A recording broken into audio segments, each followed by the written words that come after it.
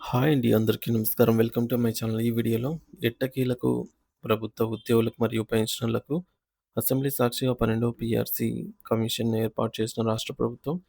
మరి 12వ PRC commission చైర్మన్‌గా ఎవరు అనే వివరాలైతే వీడియోలో తెలుసుకుందాము. వీడియో అయితే ఎక్కడికని స్కిప్ చేయకుండా ఎండ్ వరకు చూసేయండి. అప్పుడే ఇన్ఫర్మేషన్ పూర్తిగా అర్థమవుతుంది. అలాగే వీడియో చూస్తున్న ప్రతి ఒక్కరు వీడియోకి లైక్ చేయండి ఫ్రెండ్స్. ఈ వీడియోని తోటి ఉద్యోగ, పెన్షనర్ మిత్రులతో అయితే షేర్ చేయండి. కొత్తగా మన ఛానల్‌ని చూస్తున్న వారు ఇంకా ఎవరైనా సబ్స్క్రైబ్ చేసుకోకుంటే వెంటనే మన ఛానల్‌ని సబ్స్క్రైబ్ చేసుకోండి. సో, దీని ద్వారా నేను చేసే లేటెస్ట్ వీడియోస్ అన్నీ మీ వరకు రీచ్ అవుతాయి. ఇక ఆలస్యం చేయకుండా వివరాలకైతే వెళ్ళిపోదాం. ఫ్రెండ్స్, ఇక విషయానికొచ్చినట్టయితే ఎట్టకేలకు ప్రభుత్వ ఉద్యోగులకు మరియు పెన్షనర్లకు ఎంతో కాలంగా ఎదురు చూస్తూ ఉన్న ఒక అద్భుతమైన శుభవార్త అందకని అందింది. రాష్ట్ర ప్రభుత్వం 12వ పీఆర్సీని ఏర్పాటు చేస్తూ కీలక నిర్ణయం తీసుకోవడం విశేషం. ఈ 12వ పీఆర్సీ కమిషన్ చైర్మన్‌గా ఎవరిని నియమించారనే ఆసక్తి అందరిలోనూ నెలకొంది. అయితే ప్రభుత్వం దీనిపై స్పష్టతనిస్తూ బాధ్యతలను అప్పగించింది. ఎన్నో పోరాటాలు, ధర్నాలు మరియు విన్నపాల తర్వాత ఉద్యోగులకు మరియు పెన్షనర్లకు ఈ యొక్క పట్టుబట్టి మరి ఈ 12వ పీఆర్సీని అయితే వీరు వేయించుకోగలిగారు. ఇది వారి ఐక్యతకు దక్కిన విజయంగా చెప్పవచ్చు. సాధారణంగా పీఆర్సీ ప్రక్రియ అనేది చాలా సుదీర్ఘమైనది. నివేదికను తయారు చేయడానికి, గణాంకాలను విశ్లేషించడానికి కనీసం ఒక సంవత్సరం పాటు సమయం పట్టే అవకాశం ఉంటుంది. మరి ఈ నివేదిక విషయంలో ప్రభుత్వానికి అందిన తర్వాత దాన్ని అధికారులు క్షుణ్ణంగా పరిశీలించి బడ్జెట్ కేటాయింపులను చూసుకొని అమలు చేయడానికి మరో 6 నెలల సమయం పట్టవచ్చు. అంటే పీఆర్సీ కమిషన్ ఈరోజు నియమించినా అది నివేదిక ఇచ్చేదానికి 1 ఇయర్ పడుతుంది. సో, ఆ నివేదికను తెప్పించుకొని ప్రభుత్వం వాటిని పరిశీలించి అమలు చేయడానికి మరొక 6 నెలలు అంటే 1 ½ ఇయర్ పడుతుందన్నమాట. ఈ రోజు నుంచి కమిషన్ ఏర్పాటు చేసిన. సో, క్షేత్రస్థాయిలో ఉద్యోగులకు పెరిగిన జీతాలు అందటానికి కనీసం 1.5 సంవత్సరం కాలం పడుతుందని అర్థం చేసుకోవాలి. అయితే ఇక్కడ గమనించాల్సినటువంటి ముఖ్యమైన విషయం ఏమిటంటే, ఈ పీఆర్సీ ఎప్పుడు అమల్లోకి వచ్చినా దాని ప్రభావం మాత్రం 11 పీఆర్సీ ముగిసిన మరుసటి రోజు నుంచే వర్తిస్తుంది. దీనినే ఎఫెక్టివ్ డేట్ అని అయితే పిలుస్తారు. ఇక ఈ కీలక నిర్ణయాన్ని కేరళ రాష్ట్ర ప్రభుత్వం అయితే తీసుకుందండి. ఇది కేరళ రాష్ట్ర ప్రభుత్వ ఉద్యోగ పెన్షనర్స్‌కి ఘన విజయంగా అయితే చెప్పవచ్చు. మరియు దీనికి సంబంధించి అధికారిక ఉత్తర్వులను కూడా జారీ చేయడం జరిగింది. కేరళలోని ఎల్‌డీఎఫ్ ప్రభుత్వం ఈ 12వ వేతన సవరణ సంఘాన్ని ఏర్పాటు చేస్తూ సోమవారం నాడు గ్రీన్ సిగ్నల్ ఇచ్చింది. ఈ కమిషన్‌కు చైర్మన్‌గా రాష్ట్ర మాజీ ప్రధాన కార్యదర్శి పివి జాయ్ గారిని నియమించడం జరిగింది. ఆయనకున్న అపారమైన పరిపాలనా అనుభవం ఉద్యోగుల సమస్యలను పరిష్కరించడంలో తోడ్పడుతుందని అయితే ప్రభుత్వం భావిస్తోంది. ఈ కమిషన్‌లో కేవలం చైర్మన్ మాత్రమే కాకుండా నిపుణులైన సభ్యులు కూడా ఉన్నారు. ప్రముఖ న్యాయవాది ఎంఆర్ రాజగోపాల రాజగోపాలన్ నాయర్ మరియు రిటైర్ అదనపు కార్యదర్శి శ్రీ లతా సుకుమారన్ గారు సభ్యులుగా అయితే నియామకమయ్యారు.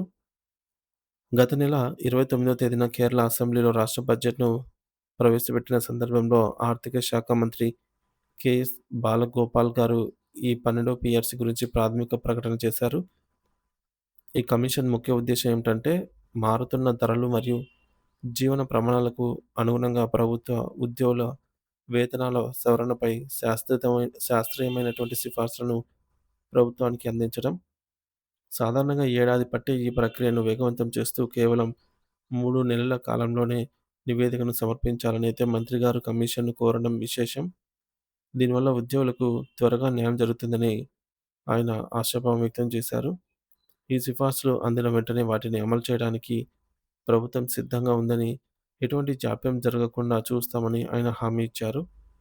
ఈ కమిషన్‌కు కార్యదర్శిగా రాష్ట్ర ఆర్థిక శాఖ అదనపు కార్యదర్శి విఆర్ శోభా గారైతే వ్యవహరించనున్నారు. ఇది కమిషన్ పనులను మరింత సమన్వయంతో ముందుకు తీసుకెళ్లడానికి సహాయపడుతుంది. వామపక్ష ప్రభుత్వాల విధానం ప్రకారంగా ప్రతి 5 సంవత్సరాలకోసారి వేతన సవరణ చేయడం అనేది ఒక సంప్రదాయంగా వస్తుంది. దీనినే ఇప్పుడు మనం కూడా కొనసాగిస్తున్నట్టు మంత్రి బాలగోపాల్ గారు తన బడ్జెట్ ప్రసంగంలో స్పష్టం చేశారు. అయితే ఈ వేతన సవరణ వల్ల ప్రభుత్వ ఖజానాపై భారీ భారం పడుతుందని కూడా ఆయన గుర్తు చేశారు. గతంలో 11వ పీఆర్సీ సిఫార్సులను అమలు చేయడం వల్ల కేరళ ప్రభుత్వంపై సుమారు 25,000 కోట్ల రూపాయల అదనపు ఆర్థిక భారం పడిందని ఆయన గణాంకాలతో సహా వివరించారు. అయినప్పటికీ ఉద్యోగుల సంక్షేమం దృష్ట్యా 12 పీఆర్సీని ఏర్పాటు చేశారు. మరి కేరళ ప్రభుత్వం తీసుకున్న ఈ సత్వర నిర్ణయం ఇప్పుడు ఆంధ్రప్రదేశ్ మరియు తెలంగాణ రాష్ట్రాల్లోని ప్రభుత్వ ఉద్యోగుల మధ్య పెద్ద చర్చకే దారితీసింది. కేరళలో సాధ్యమైనది మన దగ్గర ఎందుకు సాధ్యం కాదు అని ఏపీ మరియు తెలంగాణ ఉద్యోగ పెన్షనర్స్ తమ ప్రభుత్వాలను నిలదీస్తూ ఉన్నారు. బడ్జెట్ ప్రవేశపెట్టిన ప్రతిసారి ఉద్యోగుల జీతాలను గురించి లేదా పీఆర్సీ గురించి కనీసం ప్రస్తావన కూడా ఉండటం లేదని వారు ఆవేదన వ్యక్తం చేస్తున్నారు. పొరుగు రాష్ట్రం కేరళలో బడ్జెట్ సాక్షిగా పీఆర్సీ ప్రకటన రావడం చూసి ఇక్కడ ఉద్యోగ సంఘాలు ఆశ్చర్య వ్యక్తం చేస్తూ ఉన్నాయి. తక్షణమే ఆంధ్రప్రదేశ్‌లో కూడా 12 పీఆర్సీ కమిషన్ చైర్మన్‌ను నియమించాలని కేరళ తరహాలోనే 3 నెలల్లోనే ఆ యొక్క నివేదికను తెప్పించుకొని డిమాండ్ ఇంప్లిమెంట్ చేయాలంటే డిమాండ్ చేస్తున్నారు. సో, గతంలో స్వయంగా ముఖ్యమంత్రి చంద్రబాబు నాయుడు గారే పీఆర్సీ మీదైతే రియాక్ట్ అయ్యారనమాట ఈ అంశం మీద. ఏమన్నారంటే ఆయన పీఆర్సీ అనేది నాకు వదిలేయండి. నేను చూసుకుంటాను. కొద్దిగా బడ్జెట్ అనేది వెసులుబాటు కలగగానే పీఆర్సీని ఇంప్లిమెంట్ చేసేస్తాను అనే రీతిలో చెప్పారనమాట. మరి ఏ ప్రాతిపదికన ఇంప్లిమెంట్ చేస్తారు?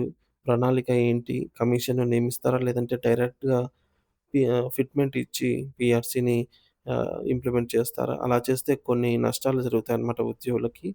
అయేంటంటే ఆర్థిక ఆర్థికంగా ఉన్న ఆర్థికేతర అంశాలపై ఆహ్, చిక్కుముడి అయితే పడవచ్చు. ఎందుకంటే ఇప్పటికే పెన్షనర్స్ వారికి రావాల్సినటువంటి అడిషనల్ క్వాంటమ్ ఆఫ్ పెన్షన్ 10% అలాగే దాని అమలు 70 ఏళ్ళు వచ్చిన మొదటి రోజు నుంచే ఇంప్లిమెంట్ అవ్వాలి. ఇటువంటి చిన్న చిన్న విషయాలన్నీ కూడా పీఆర్సీ ద్వారానే మనకు ఆహ్, సాధించుకోగలం. కానీ ప్రభుత్వము ఒకవేళ డైరెక్ట్ ఫిట్‌మెంట్‌తోనే పీఆర్సీ ఇంప్లిమెంట్ చేస్తే ఈ యొక్క ఆర్థికేతర అంశాల మీద తీవ్ర ప్రభావం చూపే అవకాశం ఉంది. పెన్షనర్స్ వీరంతా కూడా ఇప్పుడు పొందుతున్నటువంటి అదనపు పెన్షన్ మాత్రమే పొందగలుగుతారు. సో, పెరుగుతున్న ధరల దృష్ట్యా వారికి ఎటువంటి మార్పు కూడా ఉండకపోదు. మరి చూడాలి ఫ్రెండ్స్ ఆయన ఏమని ప్రణాళిక అయితే రచించారు, ఏమని డిసైడ్ అయ్యారనేది తెలియాల్సి ఉంది. అంతేకాకుండా పీఆర్సీ అమలుకు సమయం పడుతుంది కాబట్టి ఆలోపు ఉద్యోగులకు ఆర్థిక ఊరట కలిగించేలా కనీసం 30% మధ్యంతర భృతి ఐఆర్ ప్రకటించాలని ఉద్యోగ మరియు పెన్షనర్ వర్గాలు ప్రభుత్వాన్ని గట్టిగా కోరుతున్నాయి. ప్రభుత్వం స్పందించి త్వరగా నిర్ణయం తీసుకోవాలని అందరూ అయితే ఎంతో ఆశగా ఎదురు చూస్తూ ఉన్నారు. సో, ఇది ఫ్రెండ్స్ పీఆర్సీకి సంబంధించి కేరళ ప్రభుత్వంలో అయితే మొత్తానికి వారు సాధించుకోగలిగారు. సో, దీనిపై మీ అభిప్రాయం ఏంటనేది కామెంట్ ద్వారా తెలియజేయండి. వీడియో నచ్చినట్లయితే లైక్ చేయండి, షేర్ చేయండి. Thank you for watching this video.